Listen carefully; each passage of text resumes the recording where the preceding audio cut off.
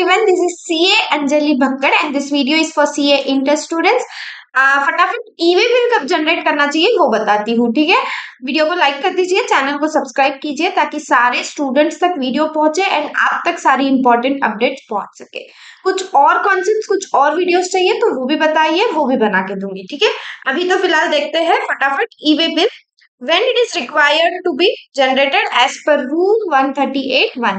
ठीक है, mandatory registration भी हो सकता है, वॉलंटरी रजिस्ट्रेशन भी जनरेशन भी हो सकता है, ठीक है।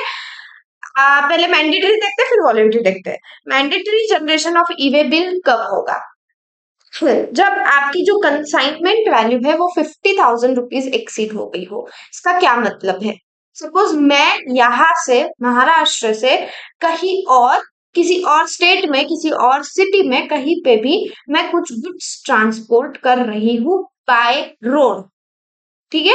अगर मैं कुछ गुड्स ट्रांसपोर्ट कर रही हूँ बाय रोड और वो जो मैं ट्रांसपोर्ट कर रही हूँ उस पूरी जो कंसाइनमेंट की वैल्यू है वो 50,000 रुपीज एक्सीड हो गई है, दैट इज ग्रेटर देन 50,000।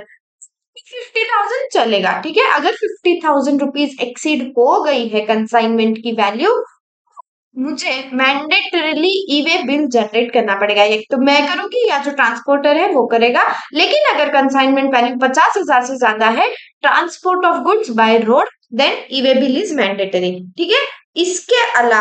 इसके अलावा अगर इंटर स्टेट मूवमेंट हो रहा है, भले ही आपकी कंसाइनमेंट वैल्यू कुछ भी हो, 50,000 है, उससे कम है, उससे ज्यादा है, लेकिन अगर इंटर स्टेट मूवमेंट हो रहा है, कौन से केसेस में? ये दो केसेस में, 1 and 2। अगर जॉब वर्क और principal job worker if registered, job work के केस में मतलब मैंने मेरे गुड्स किसी और को दिए उस गुड्स पे कुछ काम करने के लिए, तो वो हो गया जॉब वर्क का केस। अगर प्रिंसिपल या जॉब वर्कर दोनों में से कोई भी रजिस्टर्ड है तो जॉब वर्क के केस में इंटर स्टेट मूवमेंट, एक स्टेट से दूसरे स्टेट में, महाराष्ट्र से गुजरात, इंट्रा स्टेट नहीं, इंटर स्टेट मूवमेंट के केस में e way bill is required irrespective of your consignment value, ठीक है। First is your job work का case and second handicraft goods person is exempted from obtaining registration.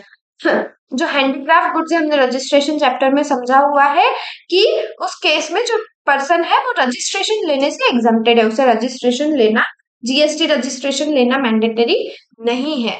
उस case में भी अगर हैंडीक्राफ्ट गुड्स का इंटर स्टेट मूवमेंट हो रहा है, then also e-way bill is mandatory irrespective of your consignment value, 50,000 से कम है तो भी, ठीक है। ये हो गए 3 केसेस जहां आपको मैंडेटरीली ईवे बिल जनरेट करना पड़ेगा। फिर से बता देती हूँ, कंसाइनमेंट वैल्यू 50,000 से ज्यादा हो गई है, जॉब वर्क और हैंडीक्राफ्ट गुड्स के केस में जो कंसाइनमेंट वैल्यू है वो मैटर नहीं करती है। अगर आप इंटरस्टेट मूवमेंट कर रहे हो कुछ तो आपको ईवे बिल जनरेट करना पड़ेगा, ठीक है।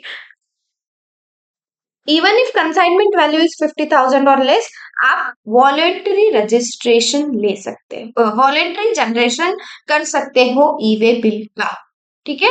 वॉलेंटरी तो कोई भी कुछ भी कर सकता है, आप जीएसटी रजिस्ट्रेशन भी वॉलेंटरी ले सकते हो, ईवे बिल भी जनरेट कर सकते हो वॉलेंटरीली, उसमें तो कोई प्रॉब्लम है नहीं। आपको कब करना ही पड़ेगा, you don't have option, is this 3 cases, ठीक है।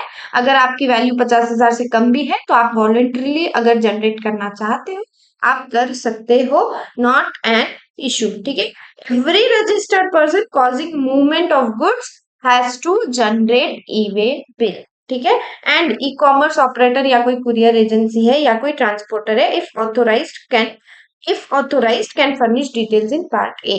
जो भी अगर सपोज कोई ई कॉमर्स ऑपरेटर के थ्रू गुड्स सप्लाई हो रहे हैं या कोई कुरियर एजेंसी या कोई ट्रांसपोर्टर है, तो अगर वो ऑथोराइज्ड है, वो उनको अथॉरिटी दी गई है, तो वो भी जो डिटेल्स है पार्ट ए की वो भर सकते हैं ईवे बिल की। ये कुछ नहीं, ये एक पॉइंट है जो आपको याद रखना है, नॉट रिलेवेंट हियर। अपना पार्ट मेन यही था कि आपकी कंसाइनमेंट वैल्यू 50,000 से कम भी है तो भी आप वॉलंटरी जनरेशन कर सकते हो ईवे बिल का।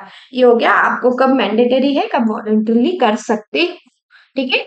विद इन 5 मिनट्स अपन ने समझ लिया है। इसके अलावा कुछ चाहिए तो प्लीज बताइए।